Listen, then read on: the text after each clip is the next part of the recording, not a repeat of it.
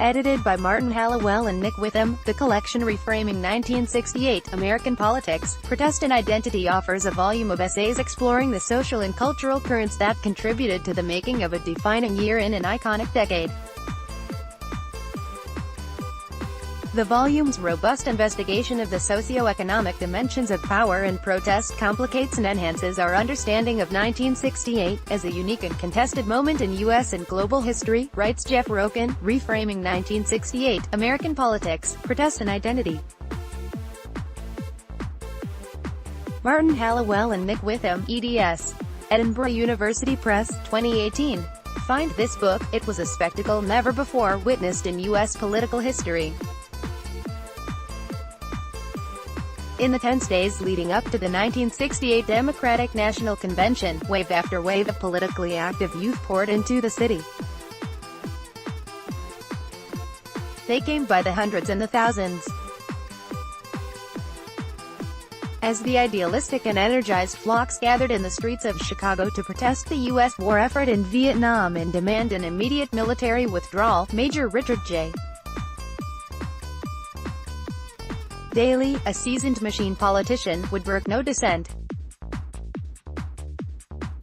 Beyond denying permits to circumscribe the movements of the protesters, he also assembled a massive force of more than 20,000 police officers and Illinois National Guardsmen to maintain order. Shortly after Democratic Party leaders inside the convention rejected a proposed platform to end the war, the increasingly frustrated activists decided to defy city ordinances and march through restricted areas, provoking a police riot captured on live television.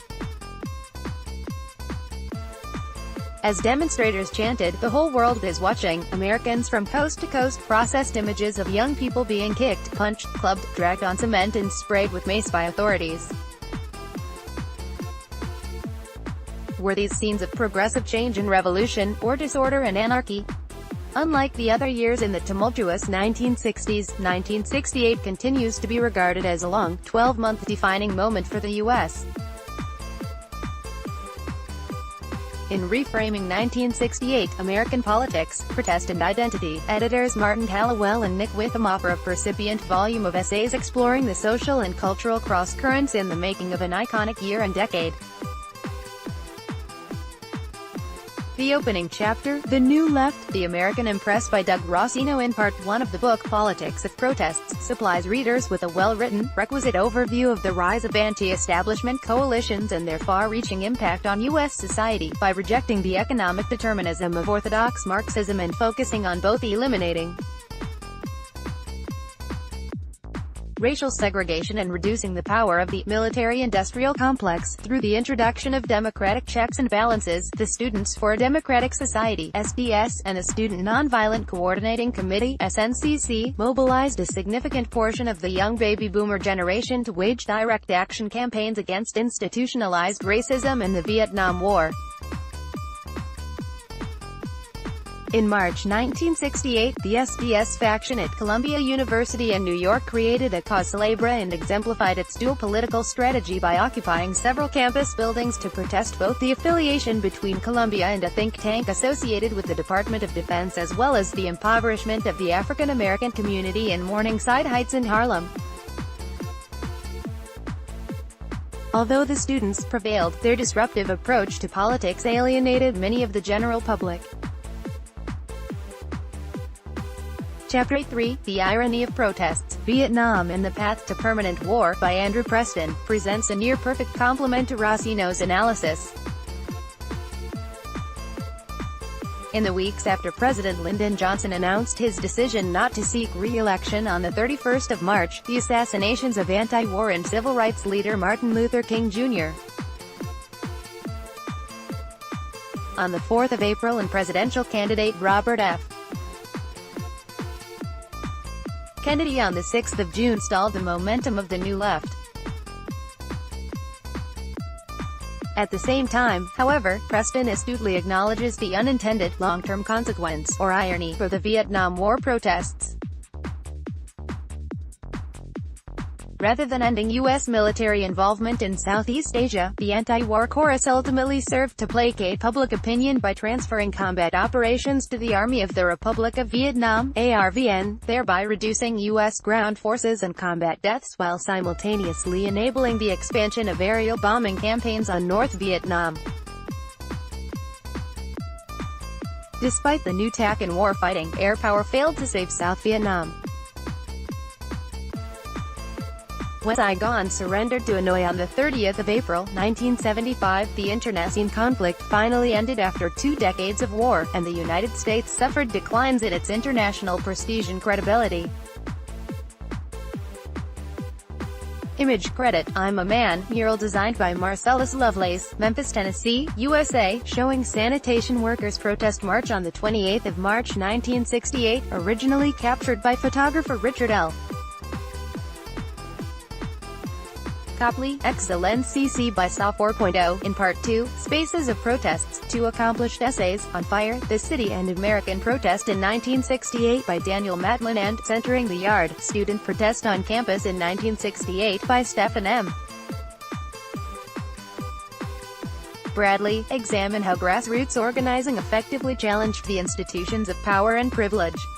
Although American prosperity remained unrivaled upon the election of President John F. Kennedy in 1960, massive income inequality existed due to industrialization and widespread racial exclusion. In its objective to capture the importance of the American city, as both a site of protests, and a focus of protests, Matlin briefly summarizes the urban crisis, resulting from the decline in manufacturing jobs, and the flight of white professionals to suburban communities. 109. While the loss of tax revenue from businesses and property owners in the inner cities resulted in decaying infrastructure and poorly funded schools, the concomitant absence of employment opportunities, especially for African Americans, created an impoverished section of society fraught with destitution and despair. To combat the pernicious effects of poverty, SDS rolled out the Economic Research and Action Project (ERAP) in more than a dozen cities for the purpose of rallying residents to demand full employment or guaranteed minimum income. 112.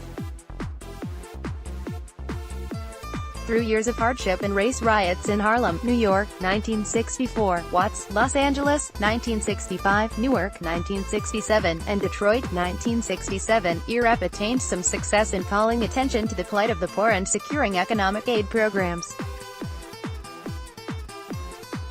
According to Bradley, scholarly literature on the 1960s largely overlooks the pivotal role of black college student activists in campus protests against Eurocentric curricula and the paucity of non-white students at universities nationwide, standing at only 4.8% in 1965. 143.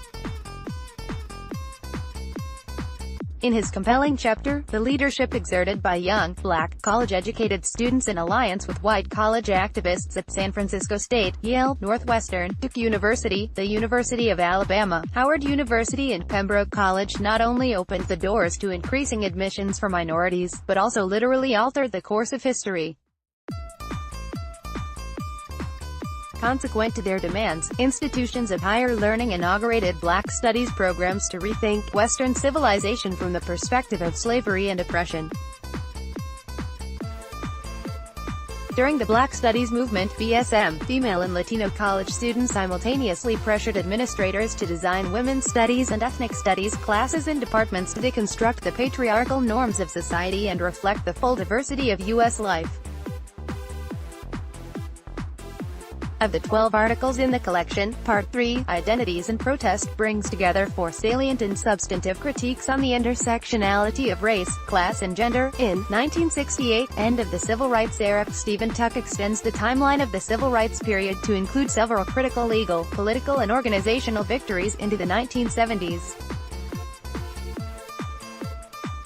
Through Title VII of the Civil Rights Act, 1964, and the Philadelphia Plan, 1969, which set a precedent for affirmative action in federal hiring, elected officials and activists leveraged the anti-discriminatory legislation to win concessions in the public and private sectors. 213.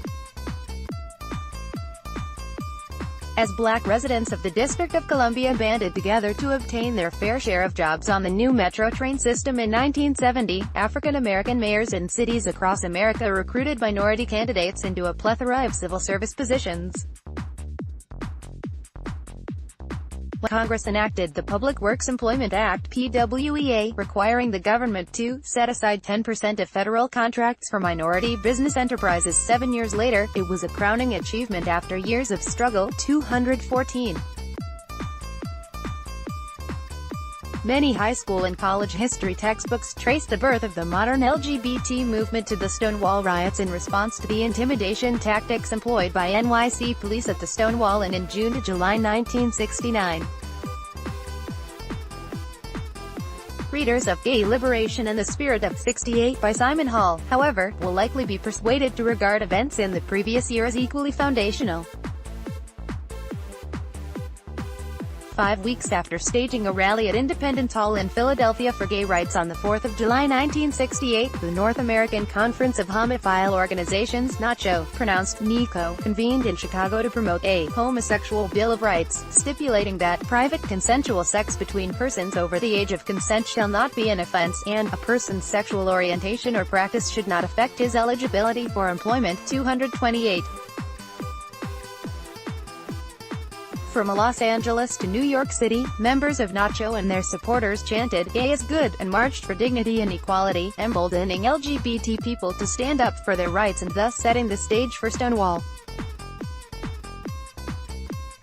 Beyond the two erudite closing essays, women's movements in 1968 and beyond, and organizing for economic justice in the late 1960s by Ann M. Vock and Penny Lewis respectively, 3 additional articles, including one dissecting the competing strands of right-wing populism in the Southwest, complete the study. Through its robust investigation of the socio-economic dimensions of power and protest, Reframing 1968 complicates and enhances our understanding of 1968 as a unique inflection point in history, and one still contested in academic, social and political circles.